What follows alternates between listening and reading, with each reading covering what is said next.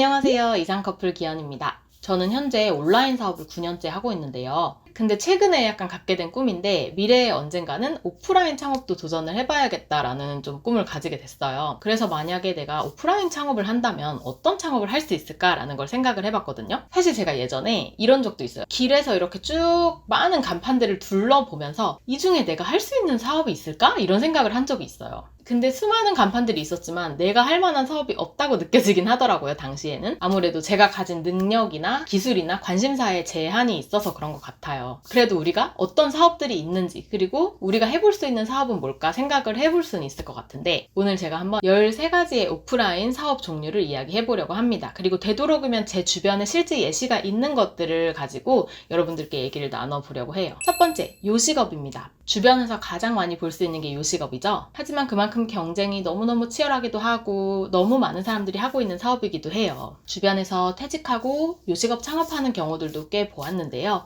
엄청 잘 운영하는 경우는 많이는 못 본 것 같아요. 왜냐하면 퇴직 후에 창업하는 경우에는 대부분 요리에 강점이 없는 경우가 많더라고요. 그래서 차별점을 만들기가 굉장히 어려워지기도 하고 대부분 프랜차이즈로 창업을 하시더라고요. 그러다 보니까 비용이 많이 들기도 하고 좀 특별한 강점이나 차별성을 개인적으로 만들면서 가는 방향이 아니라는 느낌을 좀 받긴 했어요. 반면에 제가 예전에 어느 날 창업이라는 창업 사이트를 운영을 할 때 요식업 하시는 분들 인터뷰를 했었거든요. 그때 제가 인터뷰했던 두 분은 다 조리사나 셰프 경력이 있던 분들이었어요. 확실히 그렇다 보니까 식당을 좀 차별성 있게, 좀 인기 있게 운영하더라고요. 하나는 곰파곰파의 뜨라또리아라는 식당이었는데 아내분과 남편분이 같이 사업을 하는데 남편분이 셰프 경력이 좀 오래 있었던 경우였고요. 신기했던 게 푸드트럭부터 정말 작게 시작을 해서 그걸로 돈을 번 다음에 작은 매장을 열어서 운영을 하는 그런 이야기들을 들을 수 있었어요. 그리고 제가 그때 인터뷰했을 때 벌써 4, 5년 전인데 그때 그분들의 꿈이 제주도에서 식당을 열어서 제주도에 사는 거라고 하더라고요. 근데 최근에 소식을 봤더니 진짜 제주도로 가셨더라고요. 그래서 꿈을 이루셨더라고요. 그리고 또 하나는 노말키친이라는 식당이었는데 제가 옛날에 쌍문에 살았었는데 쌍문에 맨날 웨이팅 있고 진짜 인기 많은 식당이었어요. 지금은 해화로 이전을 했는데 그분도 조리사로 몇 년 일하면서 계속 창업의 꿈을 가지고 창업 공부를 많이 하셨더라고요. 처음에는 진짜 작은 평수의 식당을 오픈을 했었고 그래서 이런 얘기를 듣다 보면 생각보다 창업 비용을 많이 들이지 않고 시작하더라고요. 오프라인 창업을 하면 돈이 엄청 많이 든다는 약간 그런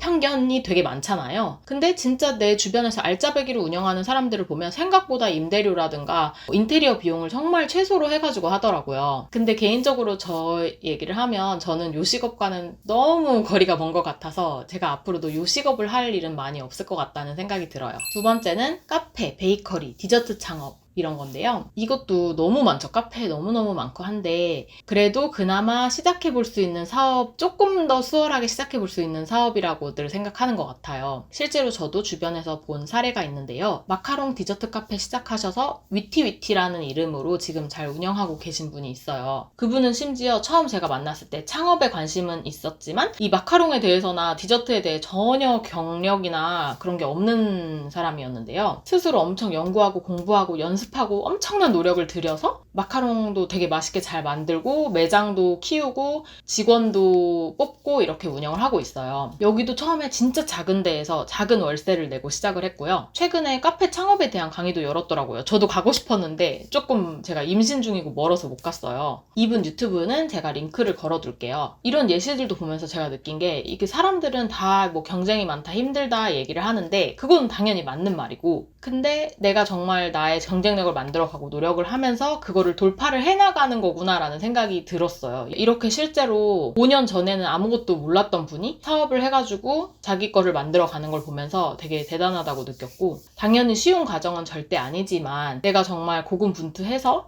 나만의 경쟁력을 만들어가면서 운영할 수 있구나. 너무 큰 리스크를 지지 않고도 할 수 있구나라는 거를 좀 보았던 것 같아요. 세 번째는 숙박업. 에어비앤비, 쉐어하우스 이런 것들인데요. 주변에 이렇게 집을 사거나 빌려서 쉐어하우스 운영하는 경우를 종종 봤었는데 인테리어를 자기가 직접 해가지고 블로그로 모집하는 경우를 봤었고요. 에어비앤비 운영하는 경우도 종종 봤고, 특히 스란님이라고 에어비앤비 강의 쪽으로 좀 유명한 분이 있는데 제 블로그 이웃분이거든요. 여러분들이 에어비앤비에 관심 있으면 이분 강의나 이분 블로그 추천드리고 싶어요. 저도 예전에 블로그 이웃님이라서 강의를 한번 들으러 간 적이 있었어요. 에어비앤비나 쉐어하우스는 그나마 저도 조금 운영을 해볼 수 있는, 도전을 해볼 수는 있는 사업이 아닌가 생각이 드는데요. 물론 경험도 없고 제 강점이 있진 않아서 많은 노력이 필요하겠죠. 네 번째는 스튜디오 공간 대여 사업인데요. 신서임당님이 예전에 그런 촬영 스튜디오 사업을 해서 좀 이 사업이 유명해진 것 같아요. 저도 실제로 주변에서 파티룸 스튜디오 여신 분이 있어요. 이것도 되게 신기했던 게 제가 가보니까 그 공간이 되게 막 엄청 핫한 곳에 있는 것도 아니었고 월세도 되게 저렴한 곳에서 하는 거예요. 그리고 요즘에는 온라인이 정말 중요한 게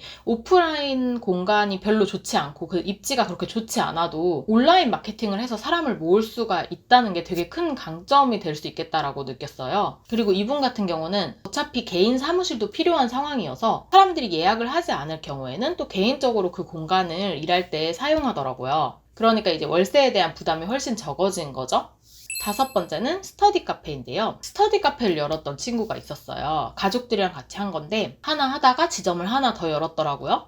근데 이게 코로나 시기에 굉장히 고생을 좀 했던 것 같고 스터디 카페도 경쟁이 이제는 굉장히 치열해졌더라고요. 근데 스터디 카페는 특성상 아주 작은 평수에 열 수가 없어서 임대료를 아주 작게 한다거나 그런 거는 조금 어려울 것 같고, 그리고 인테리어가 워낙 중요한 사업이다 보니까 제가 좀 찾아보니까 인테리어 비용이 꽤 많이 들어가더라고요. 프랜차이즈로 하게 되면 비용 자체가 전체적으로 1억 이상 들고 개인으로 하면 1억 이내로 할 수 있을 것 같은데 뭐 7천, 8천 들었다는 분들도 있고 그렇더라고요. 근데 또 인테리어를 얼마나 또 잘하느냐, 비용을 어떻게 하느냐에 따라서 또 천차만별일 것 같긴 해요. 억 단위가 들어가는 큰 비용을 들여서 사업을 하는 거는 굉장히 좀 리스크가 있기는 한 것 같아요. 처음 사업을 도전하면 이런 것보다는 조금 더 비용을 적게 들여서 시도를 해보는 게 좋지 않을까라는 개인적인 생각이 들기는 해요. 여섯 번째는 옷가게인데요. 저희 동네에도 옷가게 좀 잘 운영하시는 분들을 보면 스마트 스토어도 같이 하더라고요. 제가 가는 옷가게는 되게 작은 평수의, 여기도 되게 작은 평수의 옷가게이지만 인스타그램을 활발히 운영을 하고요.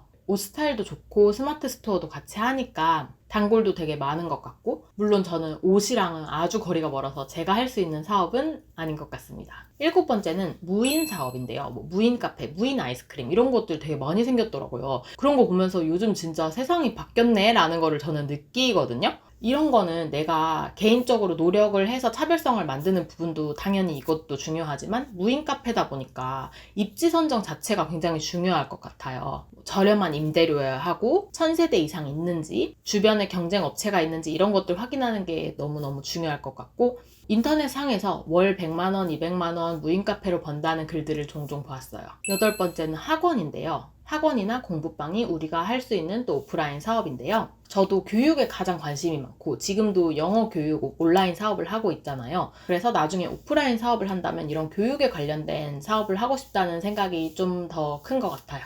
내가 생각하는 교육을 좀 담아서 오프라인 공간에서 뭔가를 구현해보고 싶다 이런 생각이 있어요. 또 제가 아는 분은 깨금 일러스트라는 분인데 미술학원을 지금 운영하고 있어요. 원래 미대 나오고 미술학원 강사하던 분인데 예전에 제가 블로그로 만나가지고 같이 이렇게 좀 창업하는 걸 도와드린 적이 있어요. 뭐 블로그 좀 알려드리고 같이 이제 이야기 나누고 이런 것들 했었는데, 당시에는 미술학원 강사로 일을 하면서 자신의 이제 미술학원을 따로 차리는 그런 단계였었고, 이분도 인스타그램으로 홍보를 해서 잘 운영을 하고 있어요. 아홉 번째 사업은 뷰티인데요. 헤어, 메이크업, 피부관리, 네일 이런 것들이겠죠? 이거는 제가 정말 뷰티 쪽은 할 수 없는 분야인데 관심 있는 분들도 있을 것 같아서 하나 넣었습니다. 열 번째는 사진 관련 사업인데요. 제가 증명사진, 여권사진 찍으러 다니다 보면 은근히 알짜 사진관들이 많더라고요. 진짜 옛날부터 운영하셔서 은근히 되게 잘 되고 갈 때마다 사람들이 되게 많고 동네에서 오랫동안 잘 이렇게 해오신 분들 있더라고요. 그리고 또 켈리 앤 수라는 분들 제가 아는데 웨딩 촬영, 스냅 촬영 하는데 정말 너무너무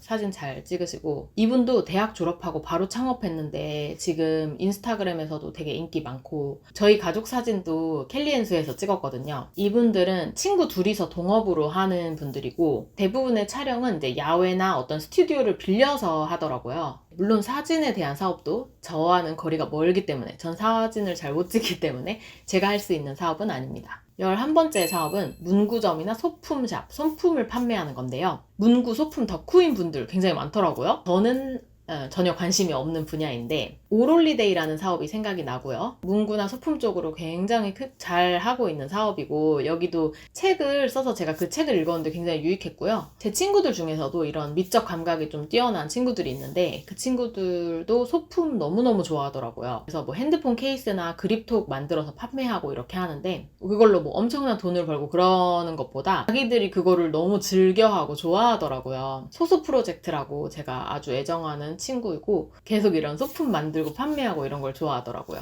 12번째는 코워킹 스페이스, 쉐어 오피스 이런 사업인데요. 최근에 제가 아는 분이 이용하고 있는 공유 오피스를 가봤는데 이름은 비욘드 스페이스라는 곳이었어요. 근데 여기도 되게 신기했던 게 장소가 그렇게 좋진 않았어요. 역에서 이제 거리는 멀지 않았지만 이런 곳에도 쉐어 오피스를 열 수 있구나라는 느낌이 들 정도로 임대료도 생각보다 높지 않겠다라는 생각도 들었고요. 아까부터 계속 그렇게 알짜배기로 좀 운영하는 분들의 예시에서 공통점이 나오는 것 같아요. 비용을 너무 많이 들이지 않고 시도하는 방법을 찾는 거죠. 그리고 작은 곳에서 운영하면서 수익을 내고 점점 조금씩 큰 데로 옮겨가는 거. 이 비욘드 스페이스도 지점이 되게 여러 가지인데 지점 중에서 양평점도 있더라고요. 그래서 그런 것도 되게 신기했어요. 그냥 이제 편견으로 생각을 하면 뭔가 양평에 그런 공유 오피스가 있으면 잘 될까? 이런 생각이 들잖아요. 근데 또 거기에는 그만큼 경쟁이 없으니까 이런 식으로 또 잘 운영할 수 있구나라는 거를 느꼈었어요. 13번째 할 수 있는 오프라인 사업은 독립서점인데요. 책 좋아하셔서 책방 열고 싶어 하는 분들도 은근히 많은 것 같아요. 저도 책 좋아하는데 주변에 서점이 정말 많이 사라져서 굉장히 아쉽더라고요. 서점 찾기 진짜 힘들고, 저도 사실 이제 전자책을 많이 읽다 보니까 종이책이 참 그 자리가 점점점 좁아지는 느낌이 드는데, 제가 사업을 하면서 좀 느낀 것 중에 하나가 이 책 관련 사업을 하는 게 굉장히 돈을 벌기가 힘들다라는 거를 여러 이유에서 느꼈었는데요. 제가 출판 강의도 들어본 적이 있고, 저도 책을 출판을 2권 했었고, 또 전자책도 제가 만들었고, 유튜브 하면서 책 광고도 진행을 해봤는데, 이 책이라는 분야가 정말 돈을 벌기가 어려운 분야일 수 있겠다라는 생각이 많이 들었던 게, 일단 사람들이 책을 엄청 많이 보지도 않기도 하고, 책 자체가 단가가 그렇게 높은 게 아니잖아요. 되게 많은 사람들이 봐야지만 돈이 벌리는 구조이고, 그래서 독립서점도 되게 생존이 어려울 수 있는 사업이라 생각하는데, 저희 동네에 되게 오랫동안 운영하고 있는 책방이 있어요. 대신 그냥 책방만으로는 안 되고 온라인 활동 굉장히 많이 하시고, 독립서점에서 여러 모임을 같이 기획을 해서 해야 돼요. 좀 그런 식으로 책 관련 사업을 오래 운영하시는 분들은 대부분 보면 그렇게 모임을 같이 하면서 하더라고요. 네, 오늘은 일단 여기까지 13가지 오프라인 사업 아이디어를 나눠보았는데요. 여러분들이 해볼 만한, 도전해볼 만한 사업이 있다고 느끼시나요? 사실 이 사업은 이래서 안 돼, 저 사업은 저래서 안 돼 하면 사실 할 게 없더라고요. 사실 무언가가 안 될 이유는 너무너무 많아요. 그리고 어떤 분야든지 새로 처음 시작한다는 건 진짜 어려운 일이죠. 사실 제가 운영하는 화상영어도요, 재밌는 게 9년 전에 시작을 할 때 진짜 많이 들었던 얘기가 경쟁이 이미 너무 많지 않냐? 어떻게 잘할 수 있겠냐라는 얘기 많이 들었었어요. 근데 그때 필리핀 화상영어는 진짜 많았었거든요. 근데 북미 화상영어는 많지 않았었어요. 그리고 얼마나 많은 회사가 있느냐도 정말 중요한 요소이긴 한데, 그 중에 우리가 잘 운영하느냐도 정말 중요하잖아요. 저희도 이제 그런 얘기를 들으면서 창업을 하긴 했지만 계속 여러 차별점을 만들면서 돌파를 해나갔고, 지금은 나름 이 북미 화상영어 찾는 분들 중에서는 나름 유명하고 손꼽히는 화상영어 몇 개 중에 하나가 되지 않았나 지금 생각을 합니다. 여러분들은 어떤 오프라인 사업에 관심이 있으신가요? 오늘 영상이 도움이 되셨으면 좋겠고, 여러분들의 이야기도 댓글로 많이 남겨주세요. 일과 삶의 행복을 응원하는 이상커플 기현이었습니다. 오늘도 시청해주셔서 감사합니다.